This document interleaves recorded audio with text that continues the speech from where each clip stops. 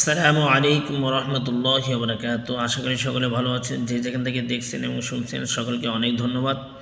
আজকে যে বিষয়টি নিয়ে আমি আলোচনা করব, মহানবী সাল্লাল্লাহু আলাইহি সাল্লাম সাহাবীদের উদ্দেশ্যে বলছেন, আলা উনাব্বিকুম বিআকবারিল কাবাইর, আমি কি তোমাদেরকে সবচেয়ে বড় কবিরা গুনাহ সম্পর্কে বলবো?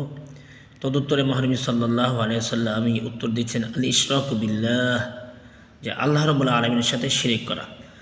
মহানব্বুল আলমিন আমাদেরকে সৃষ্টি করেছেন, আমরা তার কৃতজ্ঞতা স্বীকার করব এবং তার আনুগত্য করব। সেই জায়গায় আল্লাহ রব্বুল আলমিনের ইবাদত বা আনুগত্য না করে আমরা যদি তার সাথে শিরক করি, সেটা অবশ্যই অনেক জঘন্য অপরাধ। পবিত্র কোরআন মাজিদে শিরক সম্পর্কে বলা হয়েছে, ইন্না শিরকা লা যুলমুন আযীম, নিশ্চয় শিরক করা হলো সবচেয়ে বড় অন্যায়, সবচেয়ে বড় জুলুম।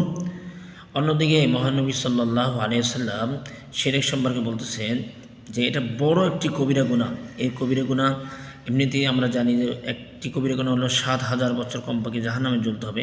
সেক্ষেত্রে আল্লাহ রাব্বুল আলামিনের সাথে শিরক করা একটা সবচেয়ে বড় কবিরা গুনাহ।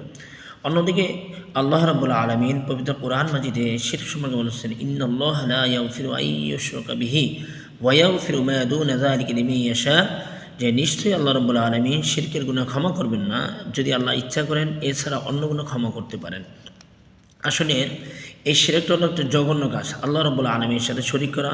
আল্লাহ রাব্বুল আলামিনকে কখনো তাকে পিতা, কখনো আল্লাহ রাব্বুল আলামিনকে অন্যের পুত্র হিসেবে এবং তার স্ত্রী পুত্র আছে, সন্তান আছে, এরকম বলে তার সাথে শিরক করা।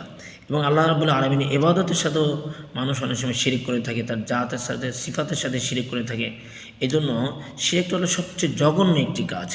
অন্যদিকে আল্লাহ রাব্বুল আলামিন পবিত্র কোরআন মাজিদে ইরশাদ করেছেন, ওয়া মান ইউশরিক বিল্লাহি ফাকাদ হারামাল্লাহু আলাইহিল জান্নাহ, যে ব্যক্তি আল্লাহ রাব্বুল আলামিনের সাথে শিরক করবে তার জন্য জান্নাত হারাম করা হয়েছে বা হারাম করা হবে।